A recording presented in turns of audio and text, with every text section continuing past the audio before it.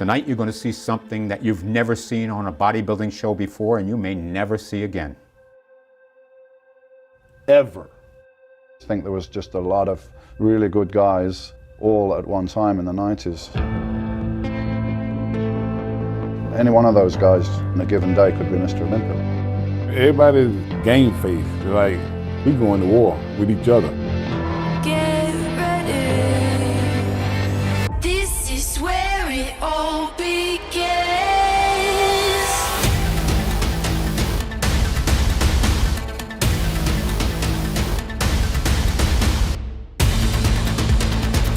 Everybody competes on a certain level. Back when I was competing, they were looking at everybody else. Everybody was like, whoa, man, you gotta be in shape, you gotta be in condition to compete against these guys.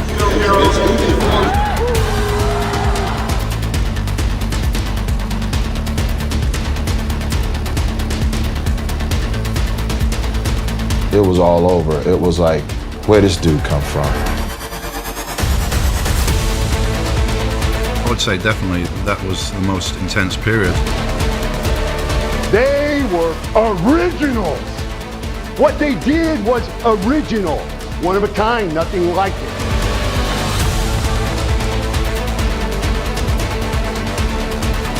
Never been done before.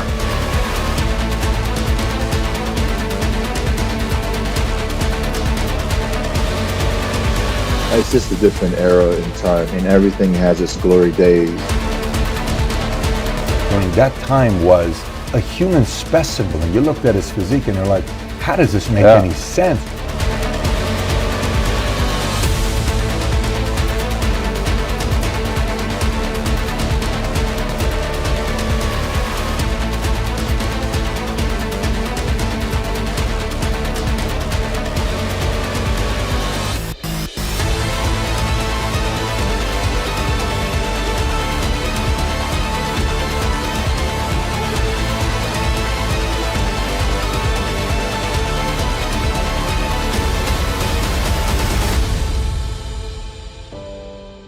We remember the top of the mountain. He showed us what that looks like.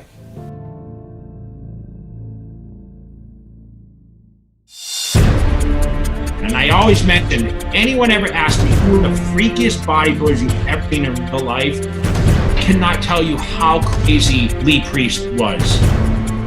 I think he was around 20. He was so big. He could barely walk. That's how big he was. Like, I know in today's era, like, we've seen the biggest guys, the arms and the legs, and I mean, it was just crazy. Priest was the biggest pound for pound guy I've ever seen. It was just out of the next level, and he was like the talk of the town.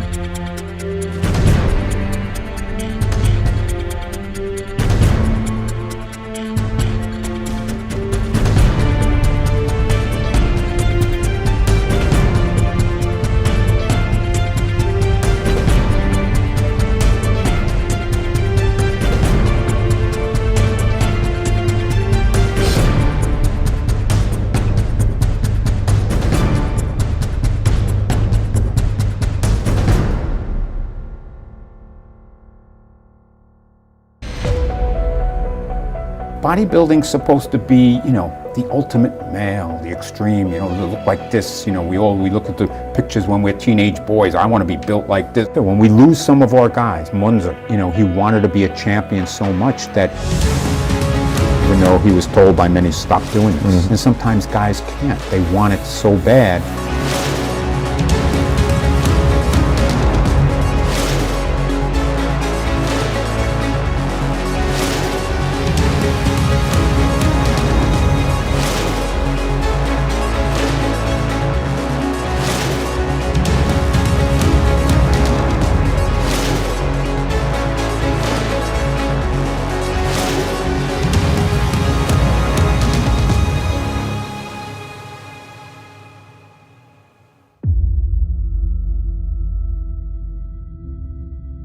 I'm so sick of the science about everything when it comes to hard training. You know, when I was a kid, guys went to the gym and trained as hard as they could, as long as they could, every day, simply because they loved it. And today, all you hear is discussion about how to find an easy way, a comfortable fucking way to do what needs to be hard. About that you better be careful because you can overtrain. This weekend we're gonna find out about pushing hard, doing things that hurt. And they ended up being chosen. The price they paid, the simple price they paid. Action. They took fucking action.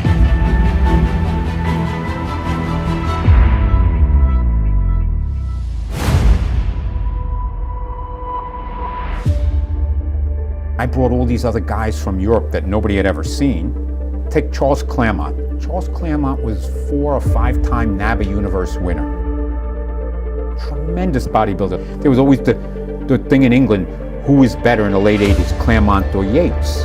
Claremont won everything and he didn't want to compete no more. There was nothing else because they wouldn't let him in the IFBB. And I said, Ben, this is crazy. This is the best athlete in NABBA. He's retiring. He's only 28 years old. And he's a good-looking guy, beautiful symmetrical physique, marketable.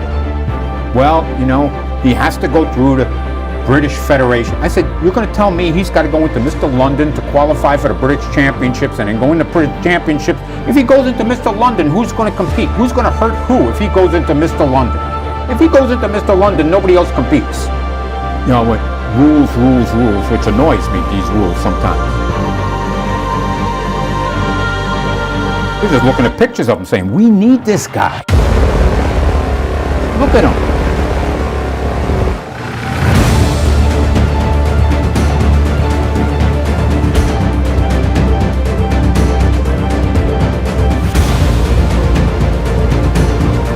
In second place, it's Flex.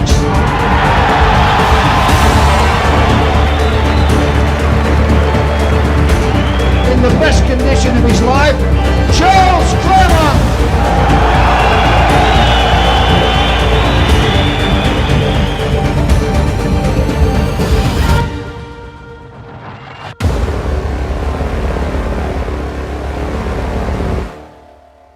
That's the one you want right there.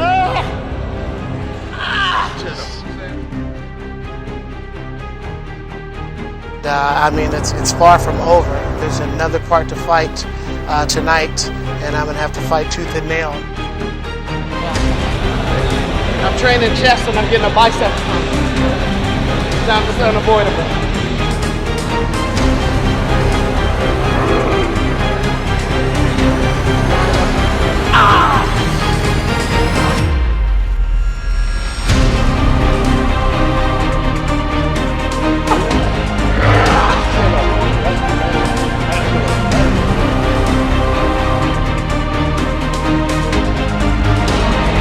I love this.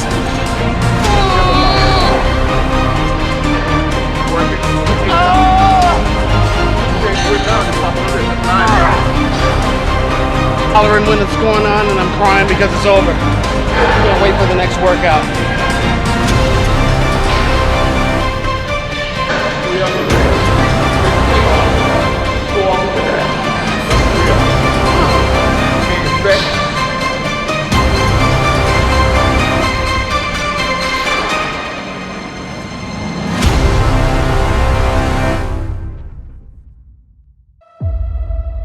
Bodybuilding was so individual for me. I had to study the nutrition. I had to do the training. I had to find out how it worked with my body. There were no teammates. There were no family. There was nobody to let me down. It was just all down to me, win or lose. And that was the appeal about bodybuilding for me. I was almost psychologically just perfectly built for it, perhaps, you know? They couldn't get a handle on me. I mean, they don't see me. They see each other in the gym every day. So, oh, so-and-so, yeah, you see him, he's having a down day today. He's doing an argument with his girlfriend. Or, did you see this guy? He doesn't look so good. And, you know, blah, blah, blah, blah, blah, blah, blah. But Dorian, no. Creating this monster in their mind that's just in this basement and is throwing weights around. And, you know, they accepted they couldn't beat me. And if they're telling themselves they can't beat me, then for sure they can't beat me.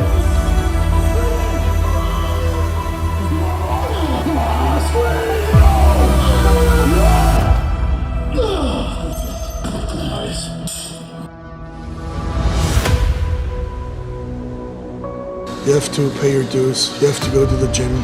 If it's rainy, if it's cold, if your girlfriend broke up with you or if your boyfriend broke up with you, you have to go to the gym. Actually to have a different impact on stage, going back to the same old look, being big, hard. He was massive, and I look at him now, and I look at today's lineup, and I still look back and think, I can't believe how big he was back then.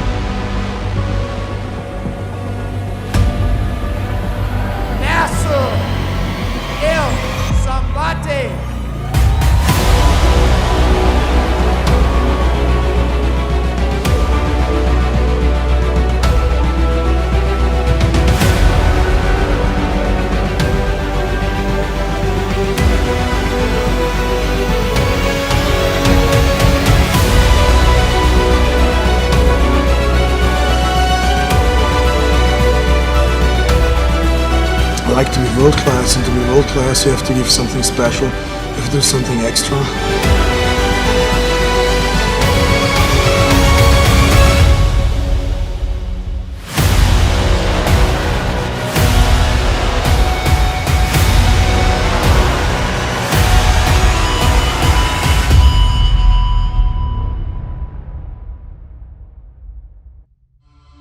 I respect all those, big monsters, because I know how much dedication and hard work is going into, making so much muscle mass.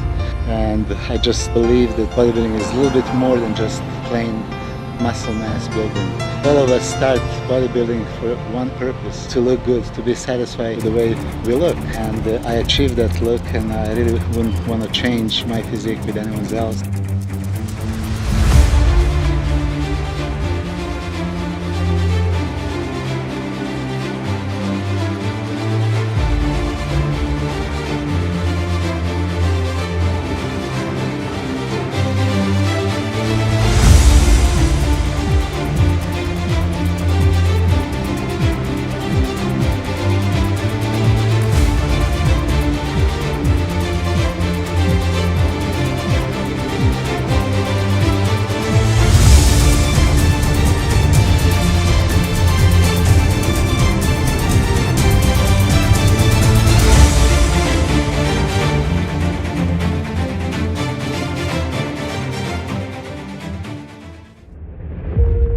The way he makes me train, the way he pushes me is really unreal, in the sense that he never lets you stop at just the average amount of repetitions, or stop where anybody could stop at a certain point. He always tells me it takes something more, somebody better to go beyond that.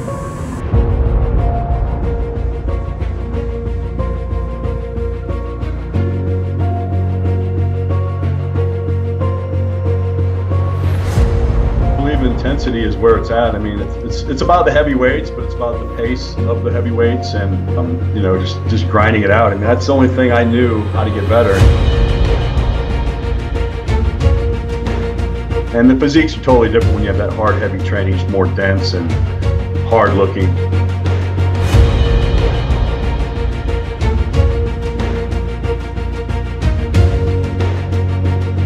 The appeal to me is to make my body better each time I go to the gym, each time I do a repetition, each time I do a set, to take my body to levels that are really unknown right now to me.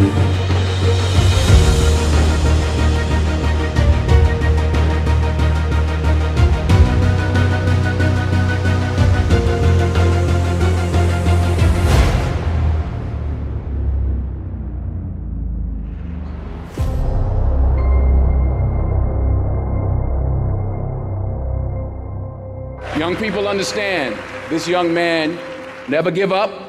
Without commitment, you'll never start. But more importantly, without consistency, you'll never finish. It's not easy. Ease is a greater threat to progress than hardship.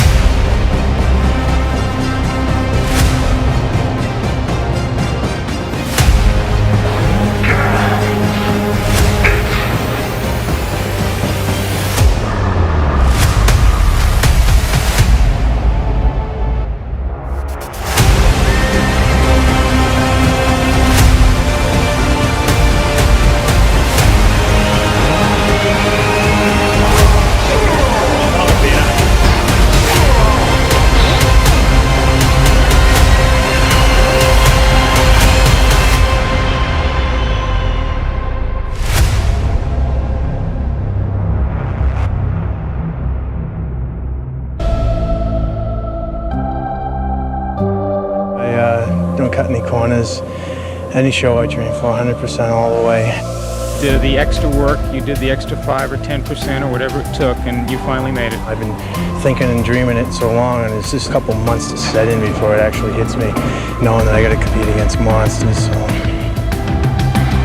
I paid my dues, and tonight was my night, and I'm very happy with the outcome.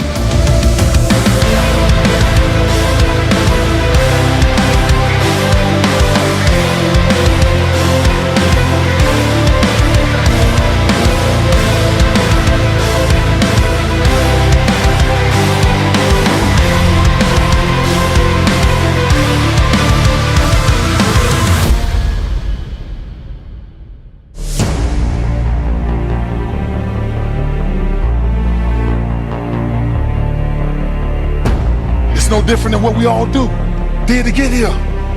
We rose to the challenge week after week.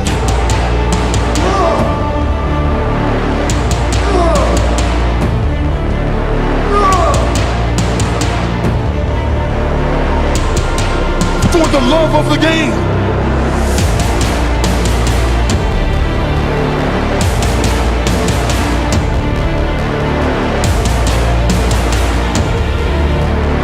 If I put my fists together, there's nothing we can't do.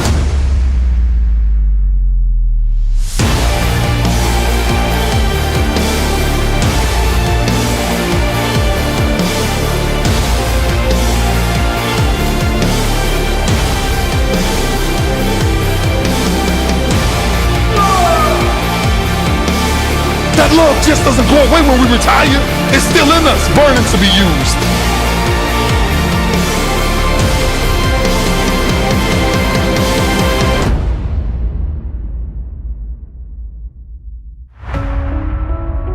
I can tell you that my training was so on point during this time.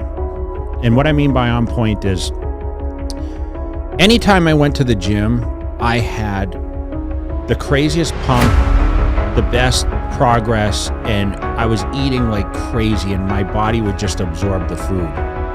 If you said to me, what was your calories like? I mean, I was eating like 1,000 carbs a day every day, and I was still in that kind of condition.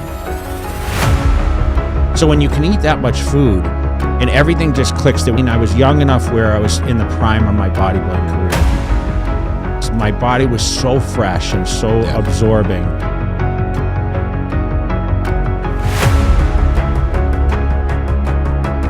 As a champion, you're always dealing with people on the up and coming, right? But I didn't give a shit. I was just like, you know, I'm coming for what's mine.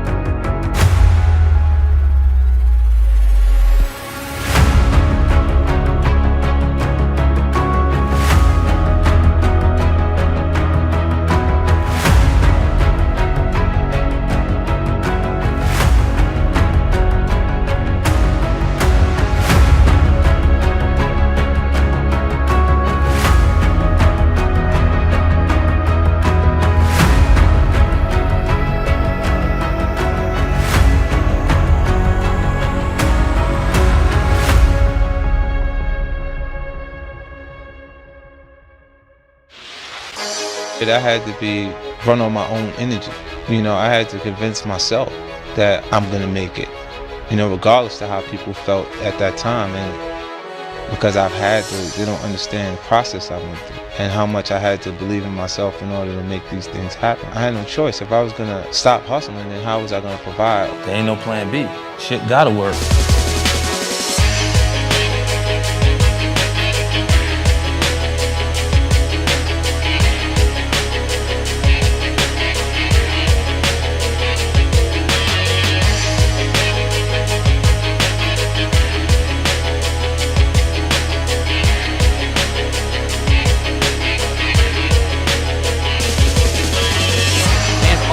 Always has a surprise.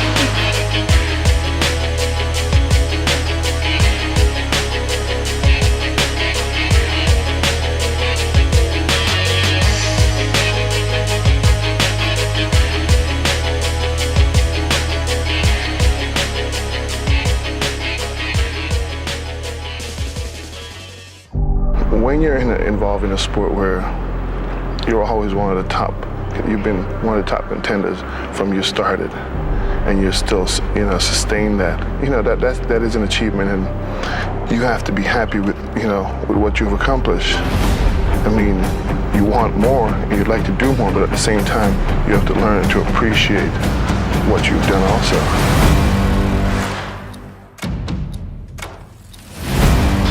You're Rambo.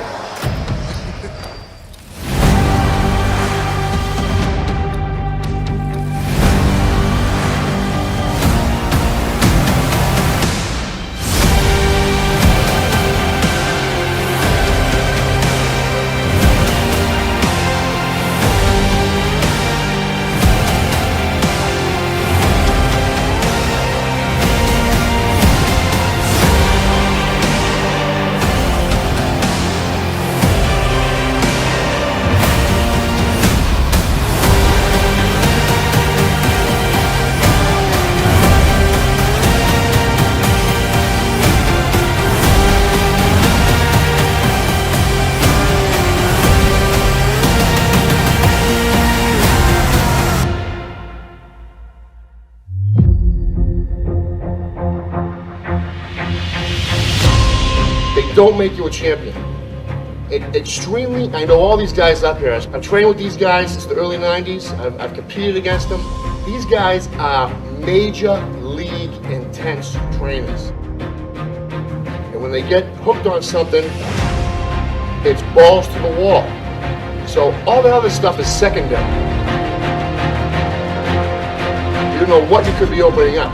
So I tell guys, especially young guys, dude, unless you're gonna make a living at it, unless you feel that you can be a true champion, unless you're really willing to take a risk. It's gotten to the point where it's kind of cynical. If you don't look a certain way, you should feel bad about yourself, which is unfortunate. I believe it comes from the heart.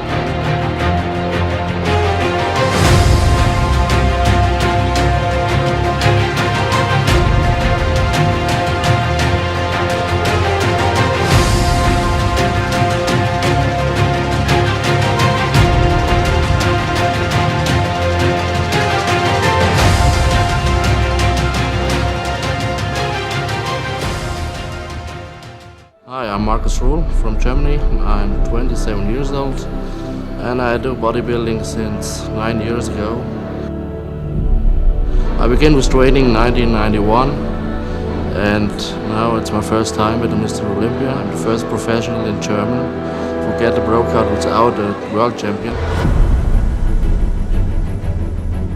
Hard training, good eat, and I live bodybuilding every day.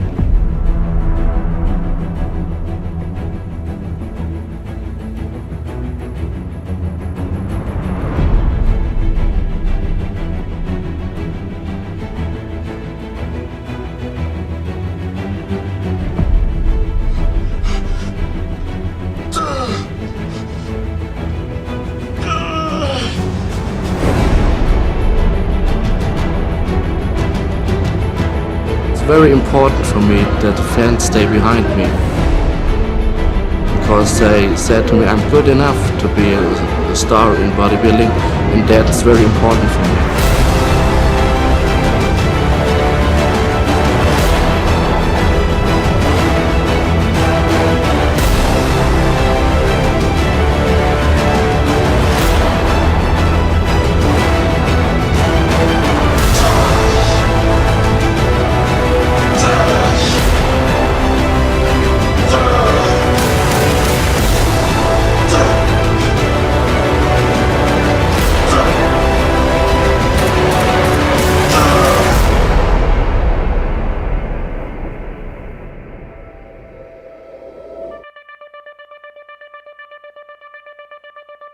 I remember the first time pumping iron was on PBS when I was 10 years old, and I fell in love with bodybuilding from that day. And I knew, it took a few more years to get into it. I didn't really get into it until I was 16. That was really where it started. And I knew at the age of 10, I knew I wanted to be a bodybuilder. It almost never seemed real, As when you get into bodybuilding, when you first started on the gym, at least with me anyway, you never even think like, maybe one day I'll be competing for the Olympia or got a chance to, or that's too non-tangible, you can't touch that or whatever.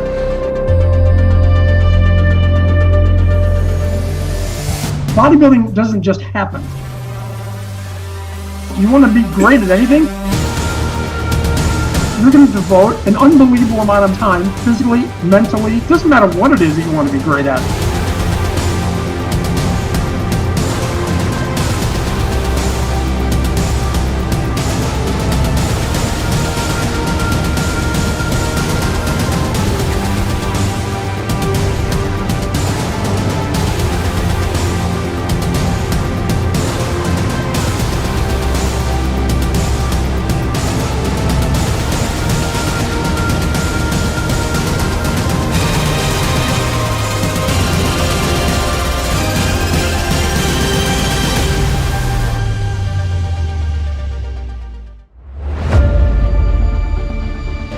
In the best shape of his whole career. What we did, we went back to basics, old school, training hard, no playing around, no hanging out, no partying, no nothing. We got real serious for this show because it's time for a change. It's free weights, it's your body moving it. It's a whole different animal. There's something to be said for that raw, between you and that weight is just steel. Nothing guiding you. When you get like that, that's the real deal.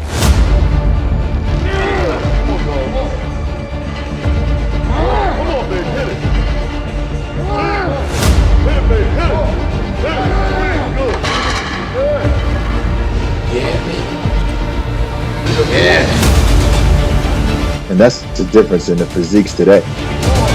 Every body, every muscle in your body is firing.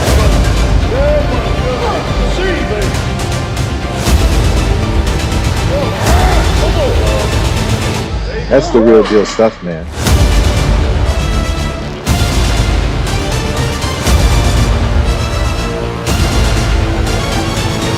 And you can't get any more hardcore or anything. It's a whole different animal.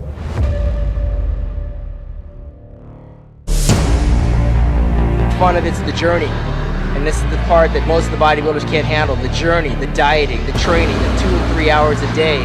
The different workout partners and different gyms and traveling and the expectations and the stress of bodybuilding, the relationships that come and go. I welcome that. This is the journey. But my physique and my progress reflects nothing but dedication and commitment. I've been competing against giants all my career, but I brought shape, I brought definition, I brought presentation, and I brought class, and I brought a good example to the sport of bodybuilding.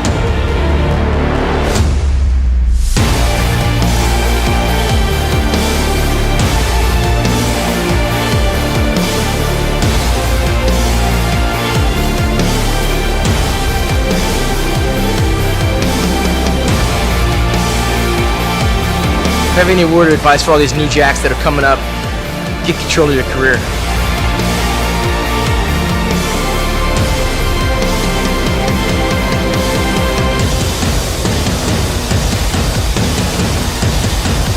Time to rock the house.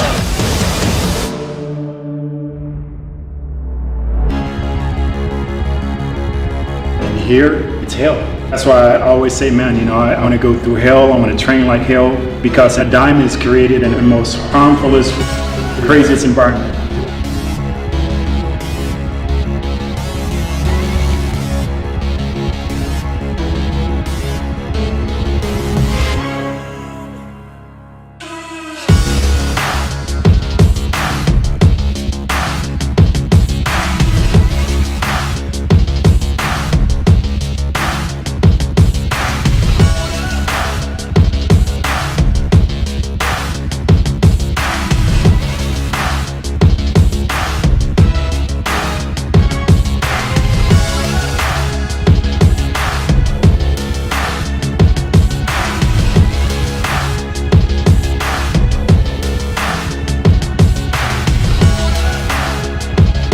There is always going to be that outlying guy that is just God-given. There's nothing that can match that.